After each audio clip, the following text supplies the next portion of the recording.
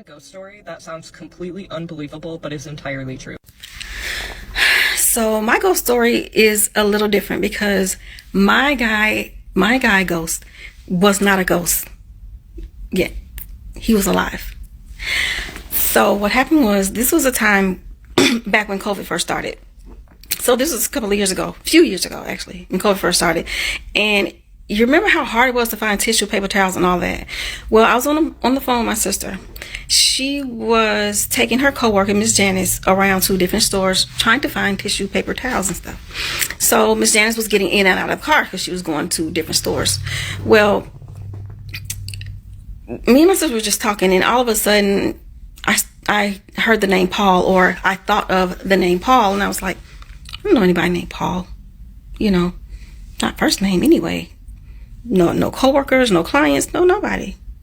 And so I was like, And I kept having this conversation with my sister. Miss Janice keeps getting in and out of the car. And then, and I keep hearing Paul. And when I hear Paul, I hear it here. Not here, but I hear it at my throat. Like, Paul.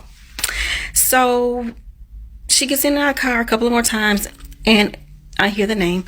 And when Miss Janice gets in the car and she stays in the car, instead of me hearing Paul, every once in a while, I hear Paul faster. Like, it got faster as she got in the vehicle and stayed there. It went from Paul to Paul, just faster and faster. And I was like, Erica, you have got to ask Miss Janice, do she know a guy named Paul? He's an older guy, living or dead. Just ask her, do she know a Paul? And Erica was like, girl, don't start that. Like, don't start that, because my sister, I just told my family my gift like 6 or 7 years ago. I've been gifted like this all of my life. I've always felt spirit. I've always known when a house had a spirit in it, a ghost, whatever you want to call it. I can always tell tension in a room, a lot of different things. I've had this gift from birth. Let's just say that. Anyway, so she's like, I don't start that. I don't want to, I don't want to ask her this. She really didn't want to ask her, but she went ahead and asked her. And Miss Janice was like, no, I don't know Paul. And I was like, yes, she do. Yes, she do. If she know Paul, I was like, Erica, tell her, think she knows a Paul. Tell her an older guy. His name is Paul. And I went on to tell Erica that, he's an older guy. He's very ill. He's probably going to die soon. I'm like, don't tell Miss Janice that part, because I don't know how she knows him. I don't want her to relay that type of message to anyone, but tell her that he wants to see his daughter before he passes. It's very important that his daughter comes to check on him. And I was like, Erica, it's something about his throat. I don't know if this man can't breathe. I don't know what it is, but somebody please. And I'm panicking at this point. Like, I feel real panicky at this point. And so she was like, Miss Janice, are you sure you don't know Paul? And then Miss Janice was like, well, what is his last name? And I can hear the questions. I don't know if I'm on speakerphone at this point or what, but I can hear Miss Janice ask the questions. And so Eric was like, well, what's his name? I was like, girl, I don't know. And then she was like, well, Miss Janice, what's his name? Me and Miss Janice at the same time I said Warren, and Miss Janice said Wren. Paul Wren. Warren Wren. Close enough for me. And so Miss Janice was like, yeah, I know Paul. She was like, but I haven't heard that name in over a year or more. She was like, but so I don't know if he's sick or not, but I can call and check. And so then Erica told her, well, my sister said that somebody needs to go and check on Paul. Is it something about his throat or something? He wants his daughter to come and see him. And Miss Janice was like, who told you this? And so she was like, my sister. And then she was like, oh. She said, oh, your sister, she can sense things or hear things. She was like, yeah. She was like, well, I believe in prophecy, so I'm gonna call my niece. That's my niece's father. So she calls her niece, and of course her niece don't answer. Well, the next day, my sister calls me, and she was like, so Miss Janice got in touch with her niece, and her niece wanted to know, who is this lady? What church do you go to? This is amazing. And she went on to say, yes, her dad's name is Paul Wren, and he is old and he's very sick. And she used to go and see her dad every day and check on him all the time. But when her mom got sick, she stopped going to see her dad, and she started to send someone to see him and, check on him for her. And she would go see him periodically because now she's caring for her mom. She said, but I had been thinking about my dad, and I said I was going to go and see him tomorrow myself instead of sending somebody.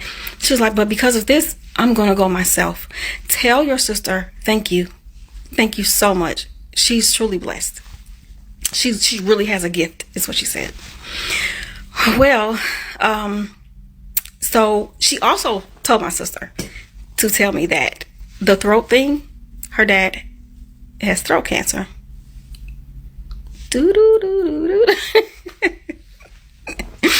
I was like, wow. Like, every time this happens for me, like, I shouldn't be all excited and shocked because it's happened a lot of times, but I'm still in awe, and I'm still like, wow. Because God is amazing. Like, he will give you gifts that you really have to pray about how to use them and what they are about, and should I use them. I kind of stopped going to church because I didn't know what the church would think about my gift. So I just kind of was like, I know it comes from God because I know what people say. And so I just kind of, I'm very thankful for my gift. I wouldn't wish it away. I wouldn't pray it away. I'm very blessed to have it. I have 1,000 stories. Not 1,000, but I have a lot of them. But anyway, about Mr. Paul, I'm gonna say a week and a half later after that happened or whatever, I was on my way to work, and I thought about Paul Wren, and in that moment I knew he had passed. I knew he had passed over. I was like, gained his wings, and I just went on to work. Didn't think nothing about it, whatever. Didn't call and check because I do. I think maybe another week later, my sister called because she is absent-minded. She did not remember to tell me, but she was like, girl, I forgot to tell you, Miss Janet said that Mr. Paul, he passed. I was like, yeah, about like 2 weeks ago or something. She was like, yeah, how you know? I was like, you really gonna ask me how I know? And she was like, oh my God, I'm just so outdone. I'm just done with you. And I was like, yeah, I was on my way to work and I thought of him, and I knew, but yeah, it's pretty amazing. But I think maybe a few years later I met another one of their family members, and Miss Janice and me, my sister, Miss Janice and Miss Janice's sister were out at dinner, and Miss Janice said, oh, this is her. This is the one that told our niece about her dad. And she was like, you? So yeah, I have a gift that I do not tell people about, but I guess I just told everybody all of a sudden. Yeah, some people know about it, some people don't, but I chose to tell that particular story because I do have witnesses. I have a lot of witnesses to things that I've told people and it happened or it was going to happen.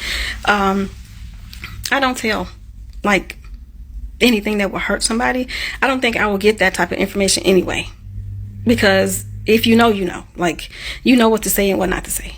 But anyway, so that's kind of not a ghost story, not a spirit story. I have plenty more of those. If you guys want to hear it, leave it in the comments and I'll tell a few more. But yeah, every now and then I think about Mr. Paul Ryan. Not Ryan, because that's what I said, but Mr. Paul Wren. I hope he's resting in peace.